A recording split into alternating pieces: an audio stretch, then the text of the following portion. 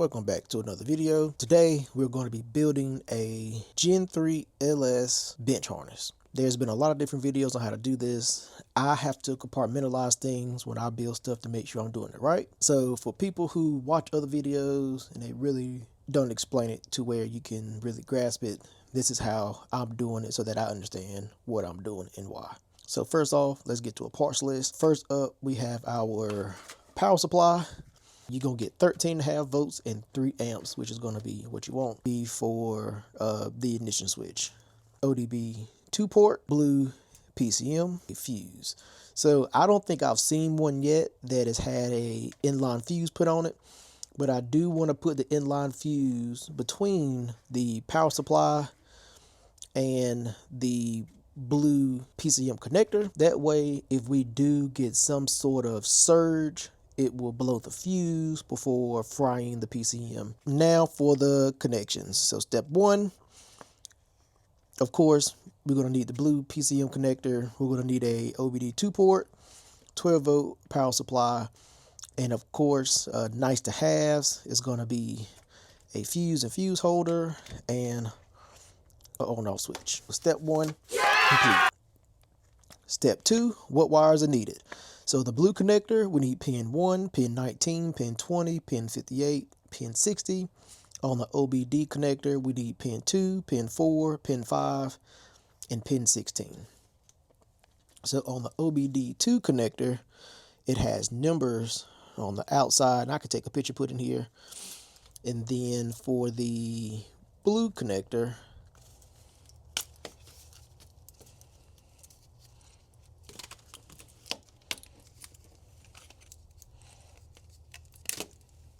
and then I don't know if y'all can see, but they do have numbers going along the back where all the wires are.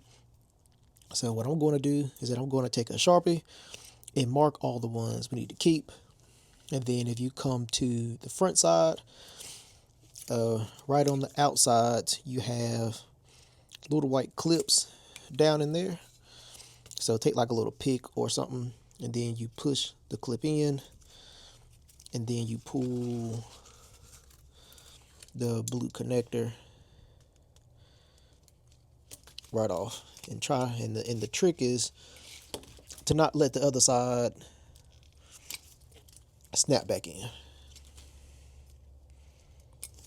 Now you can just cut the wires on the back, but you know, for a little bit cleaner look, spend like 15 minutes and just pull them out. We don't need 21, so 21 is going to be the front bottom building right there.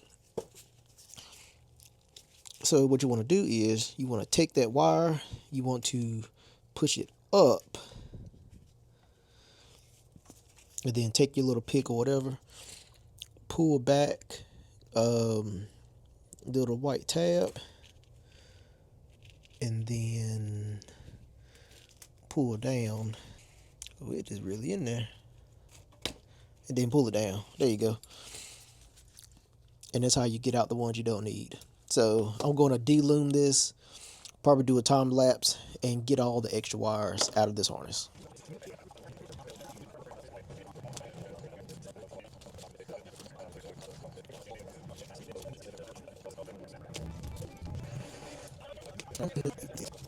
So as you can see, we have removed everything we didn't need.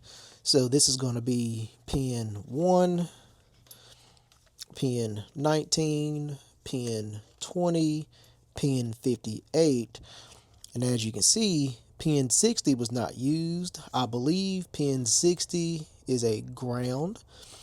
So I guess the truck I took this out of didn't utilize pin 60, but just in case my PCM does, I'm going to put a little hole in a little waterproof bushing, and I just picked just a random color. I don't know what color is supposed to be in there. It's not going to matter.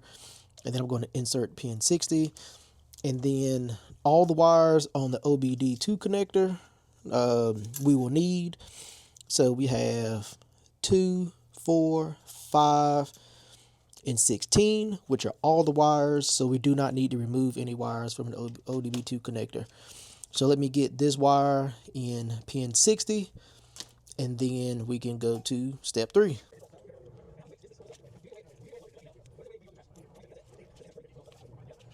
So now we have all the pins. Step 3 is what wire goes where.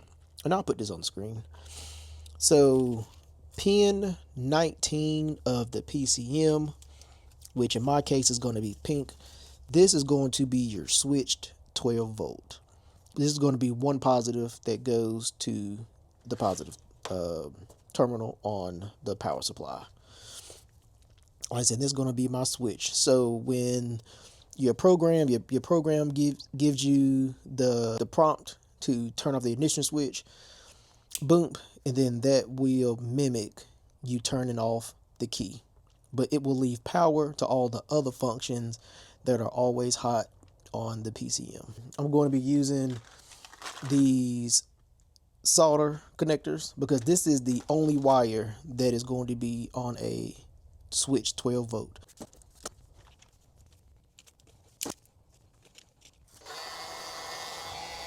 Pin 20 from the PCM, which is going to be, in my case, this orange wire.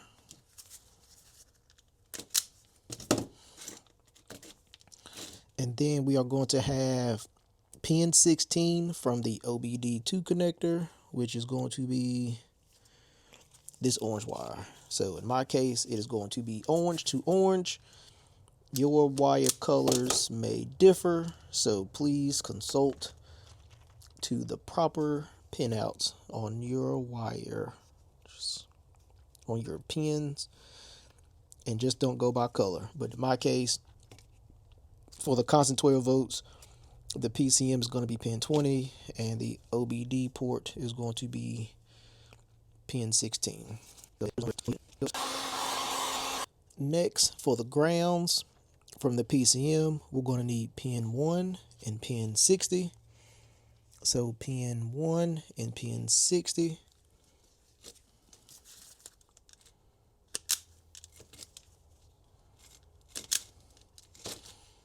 And then from the ODB2 port, I'm going to need pin 4 and pin 5.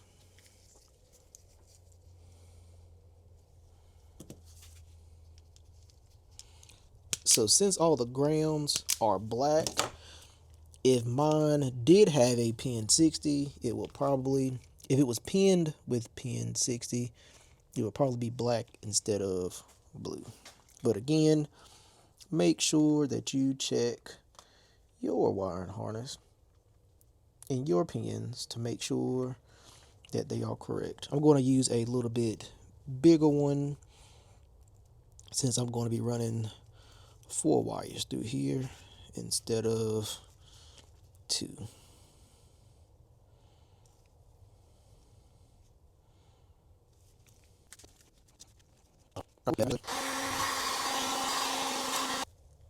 And then for the last ones, we have the data wires, which is going to be PCM 58. And then we have ODB 2. So hopefully this helps somebody like me. I can figure stuff out, but sometimes I have to just write it out and just do it step by step. And it's just how my brain works sometimes.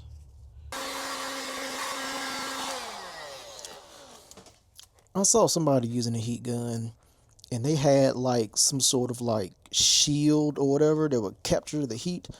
I need to find one of those. I feel like that'd be way more efficient to have like that little shield, because like it would go up and it kind of like scooped around to kind of concentrate the heat. I need to find one. If y'all know what I'm talking about, leave a link in the description below. I need to find one of those little spoon looking things. I feel like it'll make this be a lot efficient. And I'm going to be using these in the future on the Caprice to connect the wires from the bulkhead to the factory harness. And I like these because they have the solder in the middle, and then it also has like weatherproofing.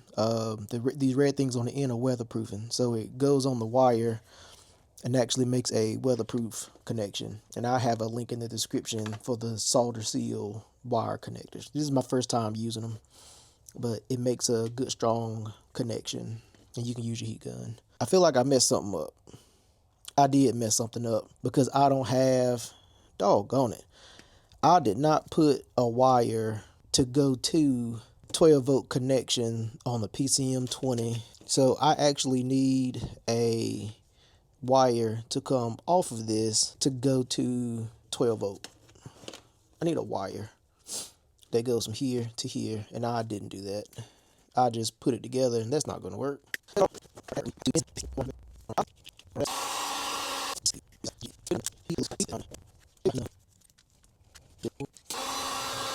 Alright, so now everything is wired up. What is step 4? Step 4 is, does it work? Recheck connections again, power on, verify, working condition. For the blue connectors, they only go one way, and they are the same. So you can't hook them up. You can't put them in the wrong position because they only go one way, but both ports are the same.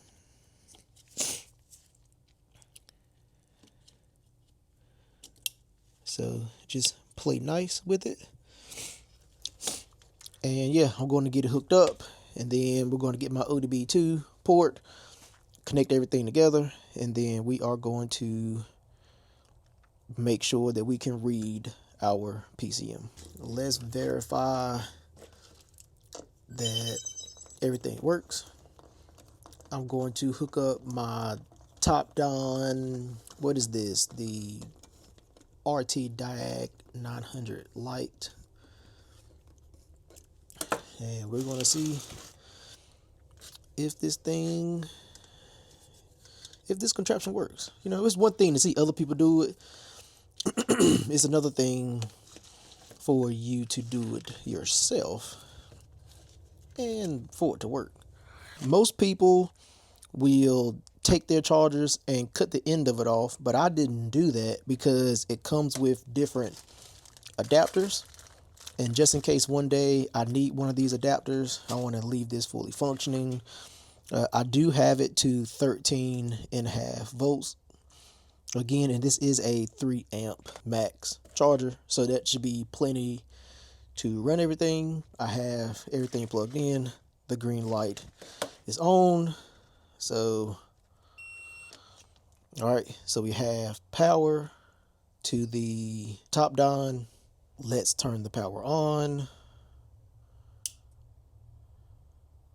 And this will be key on. Nothing smoking.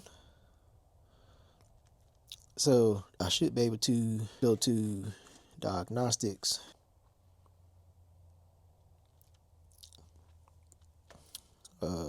Automatic. Turn ignition on. Ignition is on. If I hit read, it should read the VIN number because the PCM should be getting power.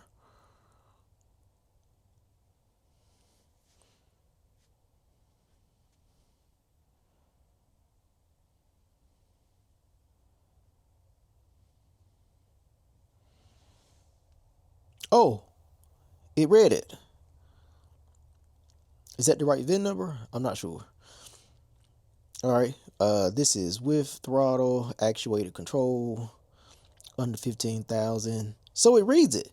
2002 light duty truck, GMC truck, 5.3 V8, L59, half ton, 4-door, all purpose, 4x2, 1500.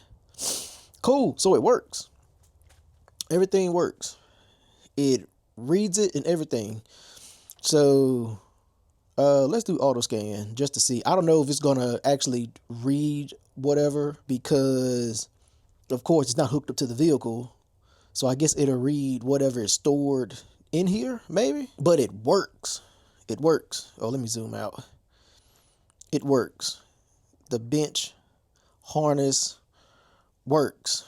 So the next video is going to be me using the OBDX Pro VX. And I'm going to be using it corded to use LS Droid to delete the VATS. At minimum, we are going to delete the VATS.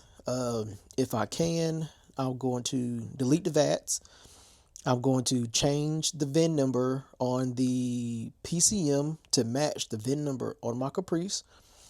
And then I would also like to tune out EGR and tune out the rear O2 sensors. So the bench harness works. I'm going to try to figure out what I need to do to make this look better. But as of right now, it is function over form. It works as it should, and this should give me the ability to tune out at minimum VATS so I can do mine. I can do any LS swaps in the future, and then I can also delete VATS for anybody that I know as well. So it'll be like a case of Coronas, and I'll take care of your VATS instead of paying a shop, because a local Greensboro shop wanted $200 to do it, and one of my boys wanted $150, but he never got back with me. So I spent, it was like $85 or $90 shipped for the OBDX Pro, and then $20 at the junkyard, and then $12 for this. So you got $80, $100, $112, and I can now tune if I choose to, and I can also do my own VATS. So at minimum, I saved $30. At most, I saved $80. And then it gives me future options to do things as well. So it did a full scan. So the bench harness is working. It is communicating. So we should have no problem deleting the VATS off of this. Oh, so it is almost midnight here. Tomorrow we're going to be doing some VATS. VATS is about to be gone. So, oh man. Like everything you do, always remember, think, build, and enjoy. Peace.